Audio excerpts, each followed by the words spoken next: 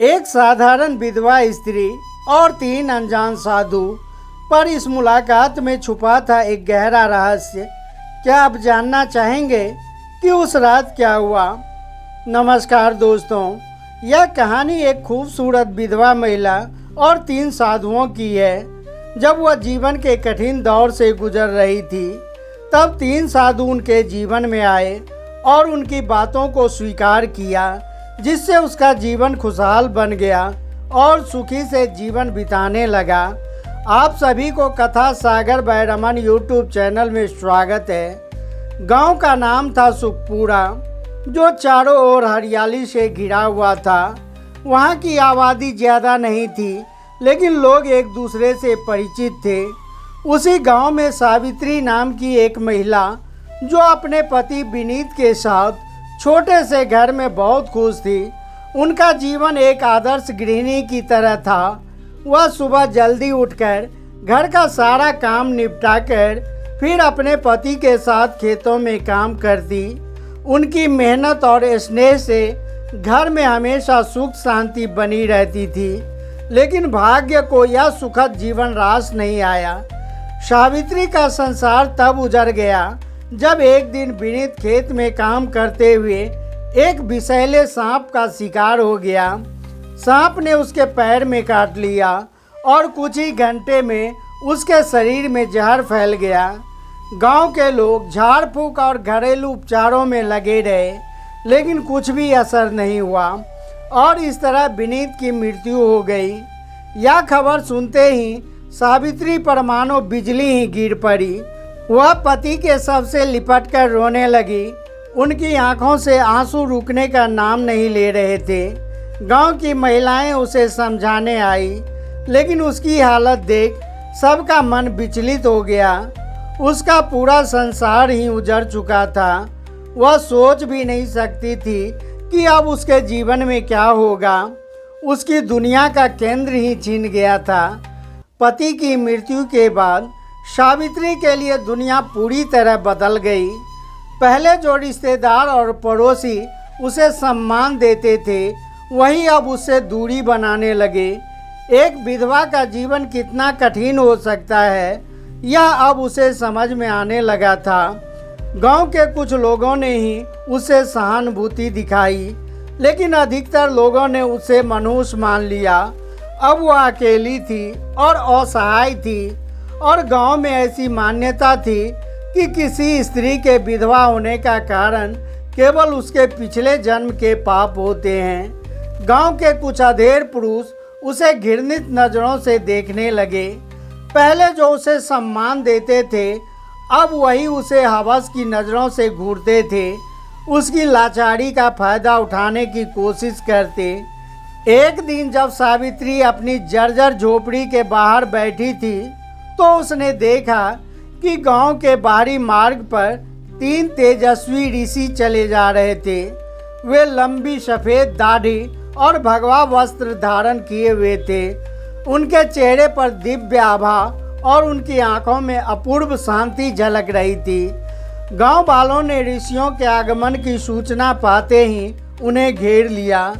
सभी श्रद्धा से उसके चरणों में झुक गए और आशीर्वाद की याचना करने लगे। गांव के मुखिया ने विनम्र स्वर में प्रार्थना की, महाराज, कृपया कुछ समय के लिए हमारे गांव में ठहर जाएं। हमें आपके आशीर्वाद और ज्ञान की अत्यंत आवश्यकता है। तीनों ऋषियों ने सहर्ष सहमति दे दी। तभी उसकी दृष्टि पास बैठी सावित्री पर पड़ी। उसमें से सबसे वृद्ध ऋषि ठहर गए। उन्होंने सावित्री को ध्यान से देखा और बोले, यह स्त्री अपार कष्टों से घिरी है, किंतु इसका भाग्य विलक्षण है। गांव वाले ऋषि की बातों को सुनकर हतप्रभ रह गए। जिसे वे अभागिन और सगुनी मानते थे, उसके भाग्य को ऋषियों ने विलक्षण क्यों कहा? कुछ लोग सोच में पड़ गए, तो कुछ उत्सुकता से ऋषियों की बातों को समझने का प्रयत्न करने लगे। सावित्री स्वयं भी चकित थी। वर्षों से जिस समाज ने उसे हाशिए पर रखा था, आज उन्हीं के सामने एक ऋषि ने उनके भविष्य को असाधारण घोषित कर दिया। उनके मन में कई तरह के प्रश्न उठने लगे कि यह ऋषि कौन है और मेरे भाग्य के विषय में ऐसा क्या देख लिया इन्होंने। क्या मेरा जीवन सच में बदलने वाला है। तीनों साधु गांव के बीच स्थित एक प्राचीन मंदिर में ठहर गए। यह मंदिर वर्षों से वीरान पड़ा था, लेकिन उसके आगमन से वहां एक नई ऊर्जा लौट आई। गांव वाले बड़ी श्रद्धा से उसके प्रवचन सुनने आने लगे, मगर सावित्री को मंदिर में प्रवेश करने की अनुमति नहीं थी। हर बार जब वह मंदिर के द्वार तक पहुंचती तो गांव के लोग उसे धुतकार कर भगा देते। रात को जब सभी लोग अपने अपने घर लौट गए, तब सावित्री ने हिम्मत जुटाकर मंदिर के पास पहुंची। वह असमंजस में थी कि क्या सच में साधु उससे मिलना चाहते हैं, क्या उसे भी मुक्ति का अधिकार है। धीरे धीरे उसने मंदिर के भीतर कदम रखा। दीपक की मध्यम रोशनी में तीनों साधु शांत भाव से ध्यान में बैठे थे। जैसे ही सावित्री उसके सामने पहुंची, तीनों ने अपनी आंखें खोली। कुछ देर की खामोशी के बाद एक साधु, जिसका नाम वशिष्ठानंद थे, बोले, पुत्री, तुम हमसे क्या चाहती हो। सावित्री की आवाज़ कांप रही थी, पर उसने साहस जुटाकर कहा, मुझे समझ में नहीं आता कि मेरे जीवन में इतना दुख क्यों है। मैंने किसी का क्या बिगाड़ा है। तब महर्षि देवानंद मुस्कुराए और बोले, इस संसार में कोई भी दुख बिना कारण नहीं आता। तुम्हारे पूर्व जन्मों के कारण ही तुम्हारे वर्तमान जीवन को प्रभावित कर रहे हैं। लेकिन घबराओ मत, हर कर्म को नए कर्मों से बदला जा सकता है। सावित्री की आंखों में आंसू झलक आए। उसने कपकपाते हुए स्वर में पूछा, क्या मैं अपना भाग्य बदल सकती हूँ। ज्ञान साधक शारदानंद ने उत्तर दिया, मगर इसके लिए तुम्हें कठिन परीक्षाओं से गुजरना होगा। क्या तुम तैयार हो। सावित्री ने बिना किसी संकोच के उत्तर दिया, मैं हर परीक्षा के लिए तैयार हूँ। वशिष्ठानंद ने गंभीर स्वर में कहा, कल सूर्योदय से पहले तुम गांव के बाहर वाले पीपल के वृक्ष के पास आना। वहीं से तुम्हारी असली यात्रा आरंभ होगी। अगले दिन यह खबर पूरे गांव में जंगल की आग की तरह फैल गई। लोग अलग अलग अनुमान लगाने लगे। क्या ऋषि उसे कोई वरदान देंगे या कोई श्राप। कहीं यह स्त्री पूरे गांव के लिए संकट का कारण तो नहीं बन जाएगी। कुछ लोग उसे सहानुभूति से देख रहे थे, तो कुछ अब भी घृणा से। मगर सावित्री को इन बातों से कोई फर्क नहीं पड़ा। रात के समय वह गांव के बाहर जंगल के किनारे पहुंची। वहां पहले से ही तीनों साधु वशिष्ठानंद, देवानंद और शरणानंद खड़े थे। हवा में एक रहस्यमय शांति थी। वशिष्ठानंद बोले, पुत्री, तुम्हें इस जंगल में पूरी रात अकेले बितानी होगी। यदि तुमने भय को पराजित कर लिया तो तुम पहली परीक्षा में उत्तीर्ण कर लोगी। सावित्री का दिल जोर जोर से धड़कने लगा। घना जंगल, अंधेरी रात और अनजान खतरे, यह सब सोचकर उसकी रीढ़ में सिहरन दौड़ गई। लेकिन उसने अपने भीतर के साहस को समेटा और हामी भर दी। फिर तीनों साधु जंगल के अंधकार में लुप्त हो गए। अब वह बिल्कुल अकेली थी। जैसे जैसे रात गहराने लगी, जंगल का माहौल डरावना होता गया। सूखी पत्तियों की सरसराहट, उल्लुओं की भयंकर आवाज़ें और हवा में अजीब सी फुसफुसाहटें गूंजने लगी। अचानक उसे महसूस हुआ कि कोई परछाई उसकी ओर बढ़ रही है। उसका दिल जोर जोर से धड़कने लगा। क्या यह कोई जंगली जानवर है या कोई आत्मा। उसके पैर कांपने लगे। एक पल को लगा कि वह भाग जाए, मगर तभी उसे शरणानंद की कही बात याद आई। यदि तुमने भय पर विजय प्राप्त कर ली तो तुम परीक्षा पास कर जाओगी। सावित्री ने अपनी आंखें बंद की, गहरी सांस ली और मन ही मन में कहा, मुझे डरना नहीं चाहिए। मेरे साथ भगवान है। मेरा भय केवल मेरे भीतर है, बाहर कुछ भी नहीं है। धीरे धीरे परछाई धुंधली होने लगी और कुछ ही क्षणों में विलीन हो गई। जंगल अपने आप भी रहस्यमय था, मगर सावित्री के भीतर भय का झलक राख हो गया था। पूरी रात वह अपने डर से जूझती रही, लेकिन हर बार उसने अपने मन को शांत किया, अपने भीतर की रोशनी को जलाए रखा। सुबह की पहली किरण के साथ सावित्री ने राहत की सांस ली। जब वह उठी तो महसूस हुआ जैसे उसने कोई नया जन्म लिया हो। कुछ ही क्षणों में तीनों साधु सावित्री के सामने आ खड़े हुए। देवानंद ने प्रसन्न होकर कहा, पुत्री, तुमने अपनी पहली परीक्षा सफलतापूर्वक उत्तीर्ण कर ली है। अब तुम्हारे जीवन में बड़ा परिवर्तन आने वाला है। सावित्री की आंखों में आत्मविश्वास की चमक थी। अब उसे समझ में आ गया था कि भय केवल मन का भ्रम होता है। यदि हम उसका सामना करें तो वह खुद ही खुद समाप्त हो जाता है। पहली परीक्षा में भय पर विजय प्राप्त करने के बाद सावित्री के मन में आत्मविश्वास जाग उठा। अब वह अपने दुखों को भाग्य की कठपुतली मानने के बजाय उन्हें चुनौती देने के लिए तैयार थी। उसे एहसास हुआ कि जीवन में परिवर्तन केवल इच्छाओं से ही नहीं बल्कि साहसिक कर्मों से आता है। वशिष्ठानंद बोले, पुत्री, तुमने भय को परास्त कर दिया है, परंतु आगे की यात्रा और कठिन होगी।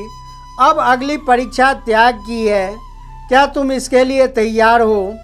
सावित्री ने सर झुकाकर उत्तर दिया, मैं तैयार हूँ।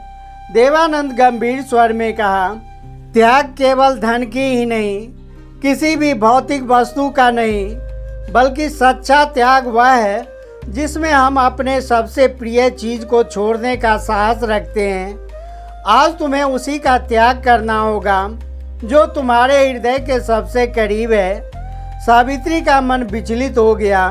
उसके पास वैसे भी अधिक कुछ नहीं था, मगर फिर उसे अपने स्वर्गीय पति विनीत की तस्वीर याद आई। यही एकमात्र निशानी थी जो उसे उसके प्रेम की याद दिलाती थी। जब भी वह अकेली महसूस करती थी तब वह उसी तस्वीर को देखकर सुकून पाती थी। उसकी आंखों में नमी आ गई। कांपते हुए स्वर में उसने पूछा, क्या मुझे अपने पति की तस्वीर छोड़नी होगी? शारदानंद मुस्कुराते हुए बोले, यदि वही तुम्हारे लिए सबसे प्रिय है तो हाँ, लेकिन याद रखना, त्याग तभी सार्थक होता है जब वह पूर्ण मन से किया जाए। जब तक तुम स्वयं इसके लिए तैयार नहीं हो, हम तुम्हें बाध्य नहीं करेंगे। सावित्री गहरे विचारों में डूब गई। यह तस्वीर उसके अतीत की अंतिम स्मृति थी। क्या वह इसे छोड़ सकती थी? क्या यह त्याग सही होगा? मगर फिर उसे एहसास हुआ कि यह तस्वीर केवल उसे बीते कल से बांध कर रख रही थी। वह हर रोज इसे देखकर इस दर्द में डूबी रहती थी कि इस अधूरे प्रेम की पीड़ा को दोहरा रही थी। यदि उसे आगे बढ़ना है, यदि उसे अपने जीवन को नए सिरे से संभालना है, तो उसे अतीत से मुक्त होना ही होगा। उसने अपनी आंखें बंद की, गहरी सांस ली और फिर दृढ़ स्वर में कहा, मैं तैयार हूँ। वशिष्ठानंद बोले, तो जाओ और इस तस्वीर को गांव के तालाब में प्रवाहित कर दो।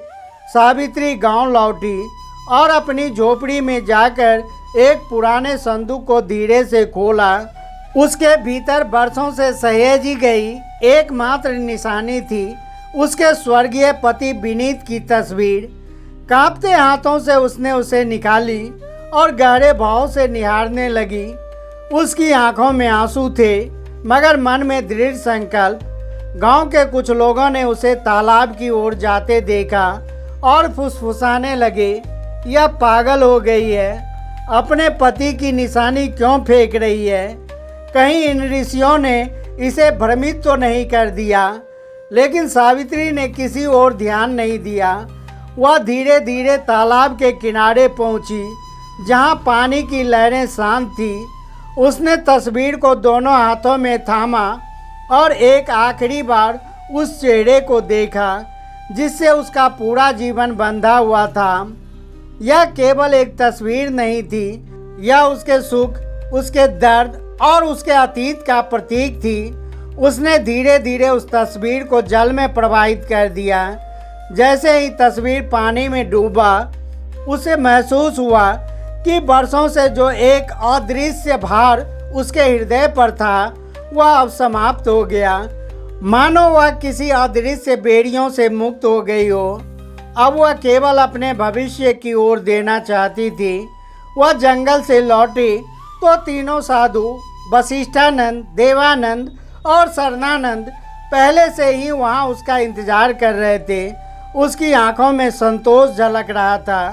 देवानंद बोले, पुत्री, तुमने त्याग की परीक्षा भी सफलतापूर्वक उत्तीर्ण कर ली है। अब तुम उस बंधन से मुक्त हो चुकी हो जो तुम्हें अतीत से जोड़े हुए था। सावित्री ने महसूस किया कि उसका मन अब पहले से अधिक शांत और मुक्त था। वह मुस्कुराई, एक ऐसी मुस्कान जो आत्मविश्वास और दृढ़ता से भरी थी। शरणानंद ने गंभीर स्वर में कहा, अब तुम्हारी अंतिम और सबसे कठिन परीक्षा शेष है। यह परीक्षा न केवल तुम्हारी शक्ति को परखेगी बल्कि तुम्हारे आत्मज्ञान को भी उजागर करेगी। सावित्री ने बिना किसी संकोच के सिर झुकाया और दृढ़ स्वर में कहा, मैं तैयार हूँ। तीनों साधु सावित्री को लेकर एक ऊंची पहाड़ी पर स्थित प्राचीन मंदिर में पहुँचे। यह मंदिर कभी महान तपस्वी की साधना स्थली था, मगर अब वहाँ वीरानी छाई थी। हवाओं के रहस्यमय वातावरण में एक गहरी शांति छाई हुई थी। वशिष्ठानंद ने मंदिर के द्वार पर खड़े होकर कहा, अब तुम्हारी आत्मा की परीक्षा होगी। तुमने भय और मोह को त्याग दिया, लेकिन अब तुम्हें यह सिद्ध करना होगा कि तुम केवल अपने लिए नहीं बल्कि दूसरों के लिए भी जी सकती हो। सावित्री ने प्रश्न किया, मुझे क्या करना होगा? देवानंद गंभीर स्वर में बोले, गांव में एक वृद्ध महिला रहती है जिसका कोई सहारा नहीं है। वह बीमार और भूखी रहती है। तुम्हें अपनी झोपड़ी उसे सौंप देनी होगी और अपना सारा भोजन भी उसे अर्पित करना होगा। सावित्री चौंक गई। उसकी झोपड़ी भले ही छोटी थी, मगर वही एकमात्र शरण थी। वह अपना घर छोड़कर कहाँ जाएगी? इससे पहले कि वह कुछ कहती, शरणानंद आगे बोले, इसके बाद तुम्हें 7 दिन जंगल में रहकर तपस्या करनी होगी, बिना भोजन और जल के। यह परीक्षा तुम्हें धैर्य, संकल्प और समर्पण की होगी। यदि तुम इसे पूरा कर लेती हो तो तुम्हारी आत्मा सच्ची मुक्ति की ओर बढ़ेगी। सावित्री स्तब्ध रह गई। अब तक की परीक्षाएं कठिन थी, मगर यह परीक्षा असंभव लग रही थी। क्या वह अपना घर और भोजन छोड़ सकती थी? क्या वह 7 दिन तक बिना कुछ खाए पिए जीवित रह सकेगी? मगर फिर उसे ऋषियों की बातें याद आई। सच्ची शक्ति शरीर में नहीं, मन में होती है। यह उसका अंतिम परीक्षा था। उसे यह भी पार करना था। उसने संकल्प कर लिया। अपनी आंखों में दृढ़ता भरी और कहा, मैं यह करने के लिए तैयार हूँ। सावित्री ने बिना किसी संकोच के अपनी झोपड़ी और भोजन उस वृद्ध महिला को अर्पित कर दिया। गांव के लोग यह देखकर दंग रह गए। यह क्या कर रही है? अपना सब कुछ क्यों छोड़ रही है? कहीं यह सच में ऋषियों के प्रभाव में तो नहीं आ गई? लोगों की फुसफुसाहटें उसके कानों तक पहुंची, मगर उसने बिना कोई उत्तर दिए अपनी राह पकड़ी और जंगल की ओर बढ़ गई। पहला दिन कठिन था। भूख उसकी चेतना को झकझोर रही थी, मगर उसने अपने विचारों को भटकने नहीं दिया। वह एक वृक्ष के नीचे बैठकर ध्यान में लीन हो गई। दूसरे दिन उसे प्यास ने सताना शुरू किया। होठ सूखने लगे, शरीर थकान से भर गया, मगर उसने अपनी इच्छा को बस में रखा। उसने स्वयं को समझाया, बस यह शरीर की एक परीक्षा है, आत्मा को इससे क्या लेना देना। तीसरे दिन उसका शरीर कमज़ोर होने लगा। पैरों में कंपन था, मगर अब भी अडिग। उसने हार मानने से इनकार कर दिया। चौथे दिन उसे लगा कि अब वह और सहन नहीं कर पाएगी। सिर चकराने लगा। दृष्टि धुंधली होने लगी। मगर तभी उसे ऋषियों की बातें याद आई। सच्ची शक्ति शरीर में नहीं मन में होती है। यह सोचते ही उसे अपने भीतर एक ऊर्जा का प्रवाह महसूस हुआ। उसने अपनी चेतना को शरीर से अलग कर ध्यान में प्रवेश किया। 5वें और 6ठे दिन तक वह पूरी तरह से ध्यान में डूब चुकी थी। अब उसे भूख और प्यास का अनुभव ही नहीं हो रहा था। यह कोई साधारण अवस्था नहीं थी, यह आत्मा की गहराई में उतरने की स्थिति थी। 7वें दिन जब सूरज उगा तो कुछ अद्भुत हुआ। सावित्री की आत्मा एक नई ऊर्जा से भर उठी। उसे ऐसा प्रतीत हुआ कि वह अब केवल एक साधारण स्त्री नहीं रही, बल्कि किसी दिव्य शक्ति से जुड़ चुकी है। 7वें दिन जब सावित्री ध्यान मग्न थी, तब अचानक वातावरण में एक दिव्य आभा प्रकट हुई। हल्की हवा चलने लगी, पत्तों की सरसराहट जैसे किसी दिव्य संगीत का आभास करा रही हो। धीरे धीरे तीनों साधु वशिष्ठानंद, देवानंद और शरणानंद उसके सामने प्रकट हुए। वशिष्ठानंद ने उसे गहरी प्रेम और गर्व से देखा और बोले, पुत्रे, तुमने अपनी अंतिम परीक्षा भी सफलतापूर्वक उत्तीर्ण कर ली है। अब तुम केवल एक विधवा नहीं, बल्कि एक सशक्त आत्मा बन चुकी हो। सावित्री की आंखों में श्रद्धा के आंसू झलक पड़े, मगर इस बार वह अश्रुधारा दुख के नहीं, बल्कि आत्मसंतोष के थे। देवानंद ने आगे कहा, अब तुम्हारे भीतर वह शक्ति है जिससे तुम न केवल अपना बल्कि दूसरों का भी जीवन बदल सकती हो। तुम अब अपने भाग्य की स्वामिनी हो, जो दूसरों को भी अंधकार से निकालने में सक्षम है। सावित्री ने महसूस किया कि उसकी आत्मा अब हल्की हो गई थी। वह वही स्त्री थी, मगर अब उसमें दिव्य तेज था। शारदानंद ने अपने दोनों हाथ उठाया और आशीर्वाद देते हुए कहा, हम तुम्हें आशीर्वाद देते हैं कि अब से तुम्हारा जीवन सुख, शांति और सम्मान से भरा रहेगा। तुम्हारा यह तपस्या केवल तुम्हारे लिए नहीं था, बल्कि यह पूरे संसार के लिए एक संदेश है कि हर आत्मा में असीम शक्ति है, बस उसे पहचानने की आवश्यकता होती है। जैसे ही उन्होंने यह कहा, सावित्री के चारों ओर एक दिव्य प्रकाश फैल गया। ऐसा लगा मानो पूरा ब्रह्मांड उसके भीतर की शक्ति को स्वीकार कर रहा हो। सावित्री अब धीरे धीरे अपने आंखें खोली। अब वह पहले से अधिक तेजस्वी और अधिक सशक्त महसूस कर रही थी। वह अब केवल एक साधारण स्त्री नहीं रही, वह एक प्रेरणा बन चुकी थी।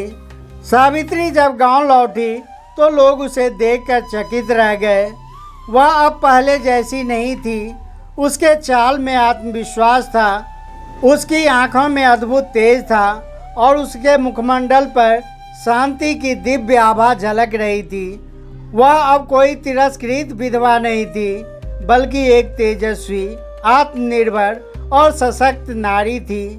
गांव के वही लोग जो कभी उसे अपशकुनी मानते थे, आज श्रद्धा से उसके चरणों में झुक रहे थे।